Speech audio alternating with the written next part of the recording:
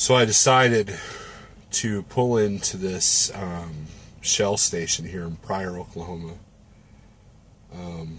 For those of you who watch Pale Rider's page, and I think I did one too, there's an abandoned truck wash behind this place. I just ran in here real quick to get a bathroom break. And as I come out, there's this driver parking next to me, you know, and he strikes up a conversation as I'm walking. And he starts asking me, how's Schneider treating you? I said, I'm doing all right, you know. I told him, you know, a few good things, you know. And he goes, well, you see who I'm with, and he points, and he's a Landstar driver. I'm not going to show his truck because he has a very familiar truck, so, you know, I don't want to put him out there. But anyways, he's a Landstar driver. You know, and mind you, I don't bash Landstar. I just tell people that I was there a year and a half, and I couldn't make it work, you know. And I know some of that's on me, you know, or most of it's on me, I guess you could say. But their program didn't fit what I needed, you know. And that's all I say, you know. And he starts like, he was just like, what? You were at Landstar and went over to Schneider? I'm like, yeah. And he couldn't believe that. So he's like, wow, why? And I said, well, I got more consistency over here. I told him the reasons, you know, that I thought it was a better system for me, you know. And he's like, well, you know, I've booked this load, blah, blah, blah. You know, he starts telling me the string of loads he's booked. You know, he's having to go from Utah to Oklahoma to Bakersfield, California to, you know, all these different places. And I said, well, that's great, you know. And I said, do you use a load board? He goes, not really. I've got 10 agents that call me. I don't use the load board. I'm like, well, there you go. I never could get to that point. I had a few agents that would call me, but, you know, only if I was in the area, you know. And, you know, and then he starts talking about he has a buddy of his over here. He's starving. He just can't make it work. You know, he's not doing good at all and just had nothing but bad things to say about Schneider, even though he's not a Schneider driver himself. And then he goes, oh, yeah. And then one time, you know, I got a bill from Schneider saying that they were charging me $600. I'm like, for what? He's like, well, that's what I want to know. So they had a recruiter out in this truck stop, and I went and talked to him, and they got my VIN number one time, and they're trying to give me insurance. Now, mind you, I'm already a Schneider, leased on to Schneider IC, and I had trouble getting insurance. You know, so I know that they're not spontaneously giving insurance just to trucks that aren't even signed on with them, you know?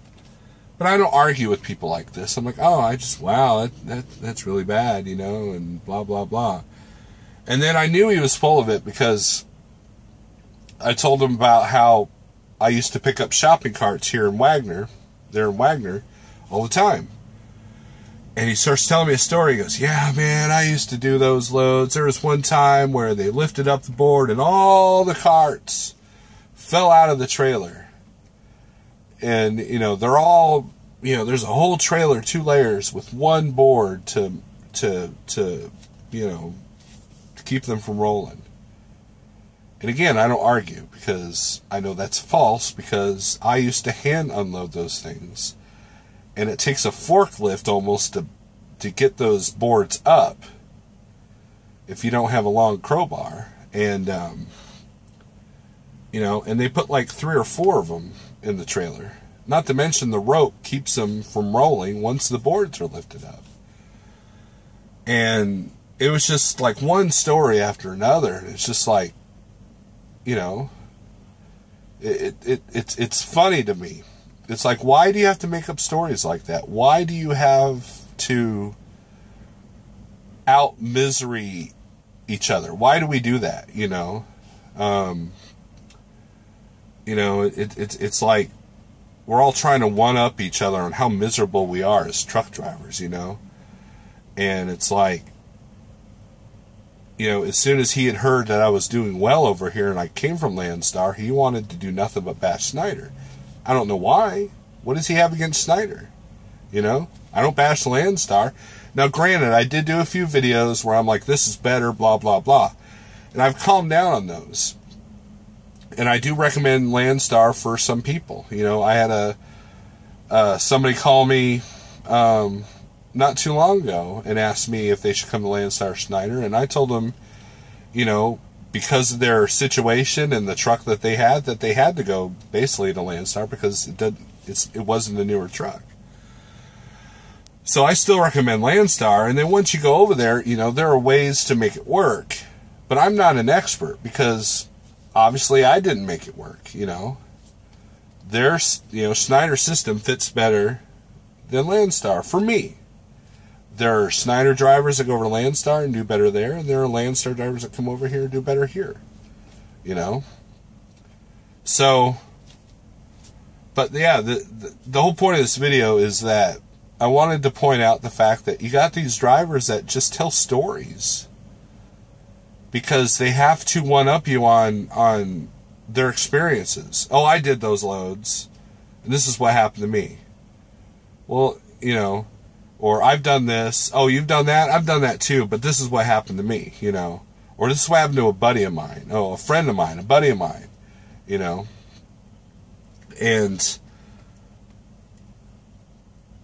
you know, at some point it's just comical, you know, to me, because, you know, like I said, you know, we could have had a pleasant conversation, which, you know, again, I just smile and nod at these people. I don't argue because I don't deal with the argumentative types, you know. Like, for example, when I was still a company guy, I was picking up there in a major beverage bottler there in Lenexa, Kansas. And this is when I was at Transland, and I backed into my dock, and the driver, one of our fellow drivers, came up, and first of all, he did exactly what the sign says not to do. It says not to check in front of the docks. That's exactly what he did. He goes in, and he sees me, that, you know, at this place, they make you saran wrap the last 2 pallets so they don't fall backwards. And so he sees me doing that, and he gets in an argument. It was like, hey, you know, he was a new driver, and he's like, we're supposed to be no-touch freight. I said, well, I'm not touching the freight. I'm not loading it. I'm just wrapping it. It's called, you know, what do they call that? You know, securing the load. It's called load securement. And he's like, oh, we were told no-touch freight. We said we would get fired. I'm like, you're not loading the damn truck. You're just saran wrapping the pallets so they don't fall down. He goes, well, I don't know. I'm going to get fired. I said, dude, we come in here all the time, and you cannot leave here until you do that, you know? Anyway, so we get over that hump, and then so we go outside, and he goes to back into a spot, and he wipes out the front bumper of his truck on these rocks. Those of you who have picked up at this place in Lenexa and know what I'm talking about. These rocks are right on the side of the road, and he just wipes out, you know, crunch. So obviously he needs some help. So I helped him get into the spot, you know, and you have to slide the tandems back. Well, he had air Traffic slide. Ahead. So air slide, you have to set the trailer brakes and pull the pin from the back. So I was like, hey, I'll pull the pin for you, or pull the button if you set your brakes. So he sets his tractor brakes only. And I walked up to him and said, you got to set the trailer brakes. Well, I've never had to set the trailer brakes to do that, blah, blah, blah, blah. Again, he's arguing with me. Now, I know for a fact that you have to set the trailer brakes. That's just how it is. I said, so humor me and set the trailer brakes. So he does, and guess what? They moved, you know. So he gets backed into a spot. He's like, well, what do I do about my bumper? I said, well, you need to call safety right now. He goes, well, I'll do that later. Then why did you ask me what to do? You know? And then he goes, hey, do you know anything about CB radios? I'm like, not really. Well, mine's doing this. Again, he didn't listen to me. He goes, mine's doing this thing where blah, blah, blah. He starts describing. I said, well, might be your antenna. No, it's not that. Well, maybe it's your microphone. No, it's not that. Then why'd you ask me? You know, again, I just smile and nod. I'm like, okay, whatever. So go back inside, and I asked him where he's going.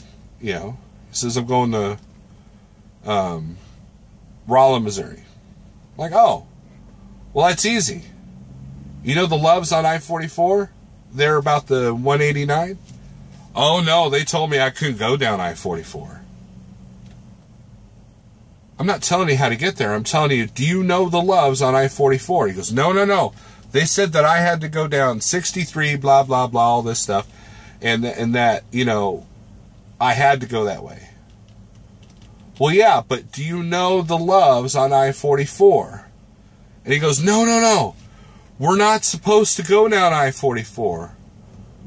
I was like, oh my God, this is like a broken record. So, I said, look, there is a Loves on I-44 that is literally next to the place where you're going in Rolla, Missouri. That's all I wanted to tell you. I don't care how you're getting there. Oh, they told us that if we didn't follow their fuel plan, blah, blah, blah, they would fire me. And I'm like, do we even, this is when I gave up. This is when I said, do we even work for the same company? Because obviously you have twisted everything around. But what it was is he did not listen. And he was argumentative. Hey, I'm going to ask you about your CB radio. Well, you're full of shit. You know, pardon my French, sorry. You're full of it. You know, and I'm like, okay, then why'd you ask me about the CB radio if you already know what the problem is, and I already told you that I don't know what your problem is? You know, it's just, this guy was arguing. Surely enough, the next day, I went in to talk to safety. I said, hey, did so-and-so ever call you? Yeah. He just told us this morning that it happened last night, and he said that you were there. I said, yeah. But I don't know why he just now calling me on it. I said, well, I told him to call you. He goes, well, he didn't. He just told me about it this morning when he pulled up. And, you know, and it turns out that guy lasted a month over at Translane, which is one of the easiest companies to work for. You know, they pretty much tell you when to fuel, and that's it. You know, they don't route you. You can take whatever route you want, as long as it's not something stupid or insane out of route miles or whatever. But you know, why do you have to be argumentative? You know, there was a driver, I was pulling into the Pilot there in Atoka. And this driver gets on the radio, he starts insulting, like he's literally looking for people to insult, you know? And so he's going the back of the spot, and he goes, damn driver, hold your horses. And, you know, there's a driver waiting on him. And so she drives by when he's done pulling up. He goes, oh, no wonder. You know, obviously he doesn't like the fact that a woman's driving a truck. Whatever, you know. But I was sitting there in my parking space doing my 30-minute break, and I was like literally watching him, and he just had this jaded hatred about him. And it's like, if you are so miserable about driving a truck, if you're miserable because you hate the new drivers, you hate the new regs, you hate the new trucks, it's not fun out here anymore. I hate this, I hate that, you know. Insult every driver that's wearing anything that I don't wear, you know, or they're driving a Volvo, or they're, you know, wearing sweatpants or whatever. So much hatred, right? And it's like, no wonder truck drivers die before they're 60 on the average, because you're worried about too much trivial bullshit, you know? And why do you have to carry that kind of hatred around? Yes, there are bad drivers. Yes, there are bad examples of truckers out here.